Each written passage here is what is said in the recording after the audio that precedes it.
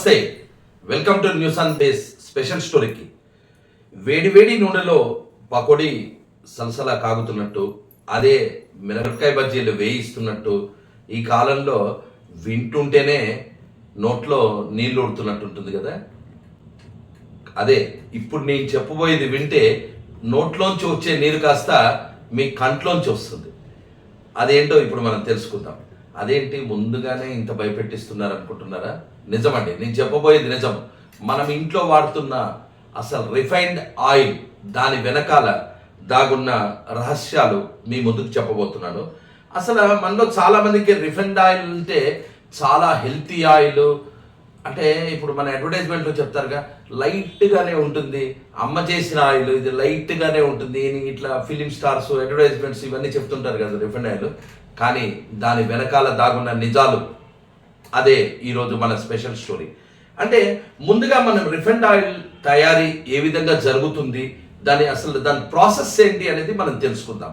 ఈ తయారీ ముఖ్యంగా 5 రకాలుగా తయారవుతుందండి. ఈ రిఫైన్డ్ ఆయిల్ తయారీలో 5 ప్రాసెస్లు ఉంటాయి. అవేంటో మనం తెలుసుకుందాము. అది మొదటిది వచ్చేసి డీగమ్మింగ్ అంటారు.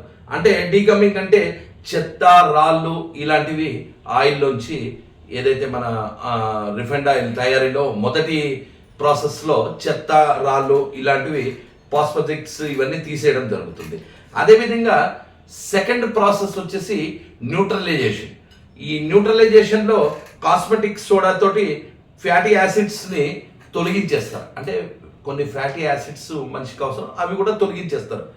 సో అదేవిధంగా ఇంకో మూడో ప్రాసెస్ వచ్చేసి వింటరైజేషన్. ఈ వింటరైజేషన్ని ఆయిల్ని చల్లబెట్టి ట్రైగ్లిసరైడ్స్ మొత్తాన్ని తీసేయడం జరుగుతుంది ఈ వింటరైజేషన్లో. దాని తర్వాత బ్లీచింగ్. ఈ బ్లీచింగ్ అంటే ఆయిల్ మొత్తం ఇది అయిన తర్వాత అది వేరే కలర్లో ఉంటుంది కాబట్టి ఆ కలర్ని తీసేసేదే ఈ యొక్క బ్లీచింగ్. అది తర్వాత ఐదో ప్రాసెస్ వచ్చేసి డీఆర్గనైజేషన్. అంటే ఈ డీఆర్గనైజేషన్లో ఆయిల్లో వచ్చే ఆ స్మెల్ ఇట్లాంటివి ఏవైతే ఉంటాయో ఆ స్మెల్స్ తీసేయడం అనమాట. ఈ 5 ప్రాసెస్లో వచ్చేది మన ఈ రిఫైన్డ్ ఆయిల్.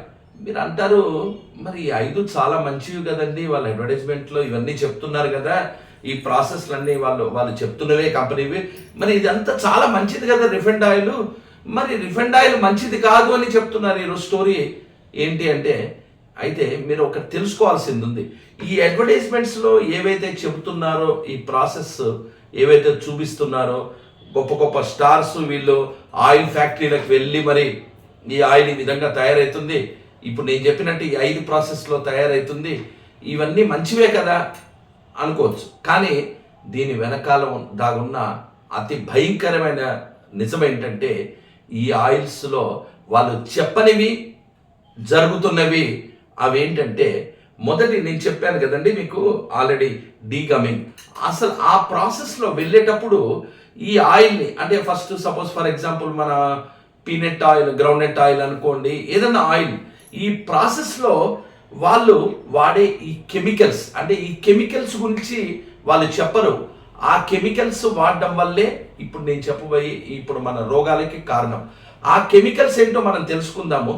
ఒకటి ఏంటంటే ఎక్సైన్ అనేది అతి ప్రమాదకరమైనది.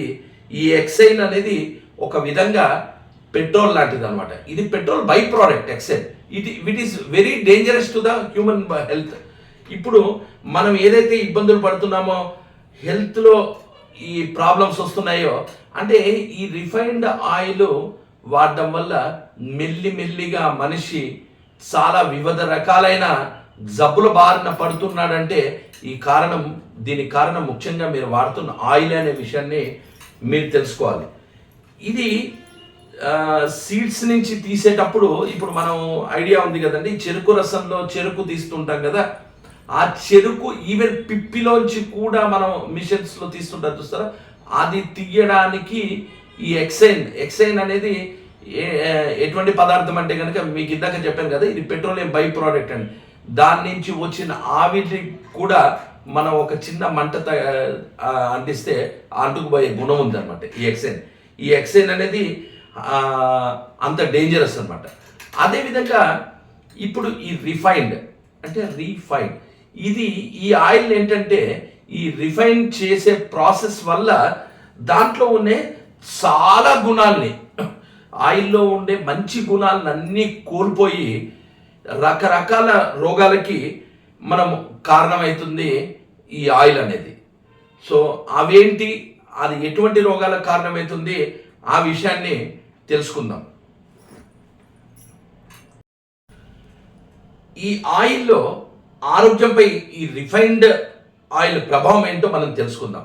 ఈ రిఫైన్ చేయడం వల్ల ట్రాన్స్ ఫ్యాట్ పెరుగుతుంది. ఈ ట్రాన్స్ ఫ్యాట్ హీట్ వల్ల వచ్చే ట్రాన్స్ ఫ్యాట్, రిఫైనింగ్లో హీట్ వల్ల మంచి ఫ్యాట్స్ అన్నీ కూడా పోతాయి. దానివల్ల బ్యాడ్ కొలెస్ట్రాల్ పెరుగుతుంది. అదేవిధంగా హార్ట్ అటాక్ రిస్క్ కూడా చాలా రెట్టింపు అవుతుంది. ఇది మన క్యాన్సర్కి కానీ ఇటువంటి ఇతర ఆరోగ్య సమస్యలకి ఈ రిఫైనింగ్ ఆయిల్ వాడడం వల్లనే కారకం అని చాలామంది నిపుణులు, డాక్టర్లు కూడా చెప్తున్నారు. మరి ఇంకొక ముఖ్యమైన విషయం మనం తెలుసుకోవాల్సిందంటే, ఇప్పుడు అందరూ అంటుంటారు ఆయిల్లో omega-3 అండ్ omega-6. ఫస్ట్ అసలు ఈ omega-3, omega-6 ఏ నిష్పత్తిలో ఉండాలి అనేది మనం తెలుసుకుందాం. మామూలుగా omega-3, omega-6 అనేది 1:2 లేకపోతే 1:4 అనే నిష్పత్తిలో ఉండాలి. అంటే omega-3 1, omega-6 2, లేకపోతే omega-3 1, omega-6 2, ఈ నిష్పత్తిలో మాత్రమే ఉండాలి ఈ ఆయిల్లో. కానీ ఈ రిఫైన్డ్ ఆయిల్లో మీరు గమనించినట్లయితే, మీరు అనేక టెస్ట్ రిపోర్ట్స్ చెప్తున్నాయి, మీరు వాడే పెద్ద కంపెనీలు, ఫార్చ్యూన్ కానీ ఇట్లా పెద్ద కంపెనీలు రిఫైన్డ్ ఆయిల్స్లో ఏదైనా కూడా దాన్ని చెక్ చేస్తే 1:20, ఈ 1:20 చాలా ఎక్కువ అనమాట. దీనివల్ల ఆటో ఇమ్యునేషన్ డిసీజెస్ కానీ, కొలెస్ట్రాల్ పెరిగిపోవడం కానీ, ఇన్సులిన్ పెరగడం, ఇట్లా రకరకాల ఈవెన్ క్యాన్సర్కి కూడా ఇది చాలా కారణం అనమాట.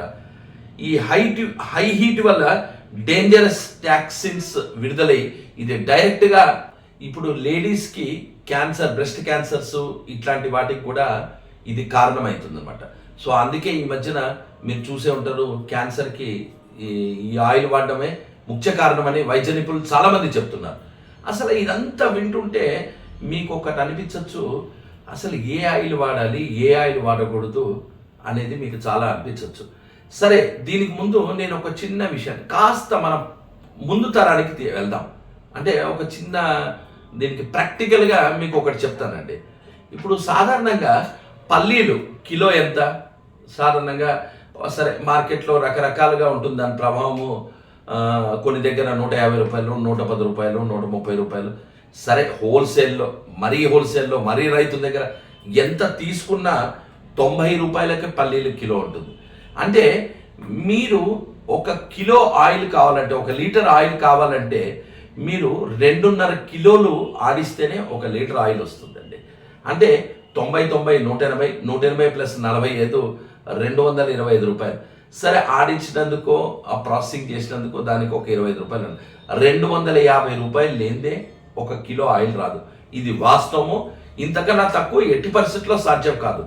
మరి అటువంటిప్పుడు 160 రూపాయలకి, 180 రూపాయలకి ఆయిల్ ఎలా ఇవ్వగలుగుతున్నారు? ఆ విషయాన్ని మీరు ఎప్పుడైనా ఆలోచించారా? మీరు ఒక్కసారి ఆలోచించండి. ఈ pure oil, pure refined oil ఇవన్నీ అంటున్నారు కదా, వీళ్ళు ఏ విధంగా 160 రూపాయలకి, 180 రూపాయలకి ఇవ్వగలుగుతున్నారు? ఇదేమన్నా ఎన్జిఓ ఆర్గనైజేషనా? దీనికి ఏమైనా సబ్సిడీస్ వస్తున్నాయా? ప్లస్ ఇవి ఇవ్వడమే కాకుండా ఈ అడ్వర్టైజ్మెంట్స్కి, ప్రకటనలకి వేలకి వేలు, కోట్లు ఖర్చు పెట్టి, అదేవిధంగా ఇది సప్లై చేయడానికి డిస్ట్రిబ్యూషన్ మార్జిన్స్ ఇవన్నీ కూడా కలిపితే ఇది ఒక పెద్ద మాఫియాగా అనిపించట్లేదు? ఇదంతా నేను చెప్పింది కాస్త ఇవన్నీ పక్కన పెట్టి ఆ కోణంలో ఆలోచించిన సో మీకు తెలుస్తుంది దీంట్లో ఎంత మాఫియా దాగుందో. మన చేతులతో మన ఆరోగ్యాన్ని మనం ఏ విధంగా పాడు చేసుకుంటున్నాము. సరే, మీరు చెప్పారు కదా మరి ఇదంతా మాఫియా, మరి దీని పరిష్కారం ఏంటి? పరిష్కారం వెరీ సింపుల్ అండి. మన పూర్వీకులు వాడిందే అనమాట. మన పూర్వీకులు ఒకప్పుడు, అంటే నేను ప్రిఫర్ చేసేది అన్నిటికన్నా బెస్ట్ ఏంటంటే కనుక ఘీ ప్రిఫర్ చేస్తానండి. ఈ ఘీ అనేది అంటే అఫ్కోర్స్ ఆయిల్ కాకపోయినా ఇది గుడ్ కొలెస్ట్రాల్ ఇస్తుంది. సో ఇప్పుడు ఎనీ ఆయిల్కి ఈ రిఫైండ్ ఆయిల్ కన్నా కూడా ది బెస్ట్ గీ అండి. ఇది హార్ట్కి చాలా మంచిది. ఇది హై స్మోకింగ్ పాయింట్లో కూడా ఎటువంటి ఇబ్బంది పెట్టదనమాట. సరే, గీ తర్వాత నెక్స్ట్ స్టేజ్లో ఏమున్నాయి? నెక్స్ట్ స్టేజ్లో ఏంటంటే నేను చెప్పేది ఒకప్పుడు పాతకాలం పద్ధతి అండి, అది కోల్డ్ ప్రెస్డ్ ఆయిల్. అయితే ఈ కోల్డ్ ప్రెస్డ్ ఆయిల్కిను ఈ రిఫైండ్ ఆయిల్కి మధ్య ఒక తేడా ఉందండి. ఈ కోల్డ్ ప్రెస్డ్ ఆయిల్ అనేది వీళ్ళు ఈ రిఫైన్డ్గా మనం మారడానికి ముఖ్య కారణం ఏంటంటే దీని లైఫ్ తక్కువ ఉంటుందండి. ఈ కోల్డ్ ప్రెస్డ్ ఆయిల్ అంటే ఎక్స్పైరీ తక్కువగా ఉంటుంది. అంటే మనం ఆయిల్ బయటికి తీసుకున్న తర్వాత మినిమం అంటే పర్టికులర్ పీరియడ్ లోపలే కన్జ్యూమ్ చేయాలి. ఈ ఆయిల్ ఏంటంటే ఈ ఎక్స్పైరీ పెంచడానికి వీళ్ళు ఈ రిఫైన్డ్ అనే కొత్త పద్ధతి మొదలెట్టి ఈ అలవాటు మనకి చేసి ఇది మన ఆరోగ్యాన్ని మనమే దెబ్బతీసుకుంటున్నాం. అంచేత నేను అందరికీ ఒకటే మాట చెప్తానండి, మన ఆరోగ్యం బాగుండాలంటే మనం ఫ్రెష్గా మీ ప్రతి ఊర్లోనూ ఈరోజు రేపు ఈ ఆయిల్ మీద చాలామంది చాలా వీడియోలు చేశారు. కానీ నేను ముఖ్యంగా మీకు చెప్పదలుచుకుంది ఒకటే అండి, ప్రతి ఊర్లోనూ మీకు ఓ 10 రూపాయలు ఎక్కువైనా మీ కోల్డ్ ప్రెస్డ్ ఆయిల్ దొరుకుతుంది. మీ కళ్ళ ముందు మీరు పట్టించుకోవచ్చు. అంటే దీన్ని తెలుసుకోవడం కూడా చాలా సింపుల్ అండి. స్మెల్ బట్టి ఆ వాడే ఇప్పుడు మన పీనట్ ఆయిల్ కానీ దానికి మూల పదార్థం గింజలు ఏవైతే ఉన్నాయో ఆ నువ్వులు కానీ అవి మంచిగా కావాలంటే దాని స్మెల్ని బట్టి తెలుసుకోవచ్చు. అదే రిఫైండ్ ఆయిల్లో దానికి ఎటువంటి స్మెల్ ఉండదు, ఎటువంటి కలరు ఉండదు. ఒకటి కోల్డ్ ప్రెస్ ఆయిల్లో కోకోనట్ ఆయిల్ చాలా మంచిది, అద్భుతమైనది. కాకపోతే కొంతమందికి ఎందుకంటే ఇప్పుడు మనం కేరళ వెళ్తుంటే ఆ రుచి నచ్చక దానివల్ల కోకోనట్ వాడరు. బట్ కోకోనట్ ఆయిల్ ఏంటంటే వెయిట్ లాస్ కూడా చాలా బెస్ట్. అదేవిధంగా ఇది కోకోనట్ ఆయిల్ వల్ల ఇమ్యూనిటీ కూడా చాలా బిల్డ్ అవుతుందండి ఈ కోకోనట్ ఆయిల్. లేకపోతే గ్రౌండ్నట్ ఆయిల్ మంచిది, లేకపోతే సిస్మి ఆయిల్ మంచిది. సో ఇప్పటి వరకు refined oil and healthy oil మధ్యన మీరు తేడా గమనించారు కదండి. సో ఇప్పుడు ఈ సమాచారాన్ని మీకు నచ్చినట్టయితే ఇంకా కొంతమందికి షేర్ చేయండి. ఇలాంటి సమాచారాన్ని మీకు రెగ్యులర్గా మేము తెలియజేస్తుంటాము. నచ్చినట్టయితే మీరు కూడా వాడడానికి ట్రై చేయండి. ఎందుకంటే మనం ఒక 10 రూపాయలు ఎక్కువైనా ఈ కోల్డ్ ప్రెస్ ఆయిల్ సాధారణంగా మార్కెట్లో 250 నుంచి 300 ఆ రేంజ్లో దొరుకుతుందండి. ప్రతి దగ్గర 300 రూపాయలు మ్యాక్సిమం. కాకపోతే మనం ఇక్కడ 10 రూపాయలు ఎక్కువ పెట్టిన హాస్పిటల్లో 1000 రూపాయలు పెట్టి హార్ట్ డిసీజెస్, క్యాన్సర్స్, ఇతర రోగాలకు కారణం కాకుండా ఈ మధ్యన మనం చూస్తూనే ఉన్నామండి ఆరోగ్యం ఎంత ముఖ్యం అనేది. ముఖ్యంగా మనకు కరోనా వచ్చిన తర్వాత ఆ ఇమ్యూనిటీ పవర్ తగ్గిపోయి ఆయిల్ అండ్ వాటర్ వల్లనే ఇది వస్తుంది. వాటర్ అంటే గుర్తొచ్చింది, వాటర్ మీద కూడా మీకు మరించి లోతుగా అసలు ఏ వాటర్ మంచిది ఏంటి అనేది మరి ఇంకొక ఎపిసోడ్లో దాని గురించి విశ్లేషణ విత్ ప్రాక్టికల్గా లైవ్లో ఇస్తాను నేను. అసలు ఈ వాటర్ మాఫియా గురించి, అదే ఇతర పదార్థాలు అది ఏది వాడితే మంచిది, ఏది వాడకపోతే మంచిది. అదేవిధంగా మీకు ఎప్పటికప్పుడు మరిన్ని విశ్లేషణాత్మక కథనాలని తెలుసుకోవాలంటే న్యూస్ ఆన్ ఫేస్ చూస్తుండండి. నమస్తే, సైనింగ్ ఆఫ్.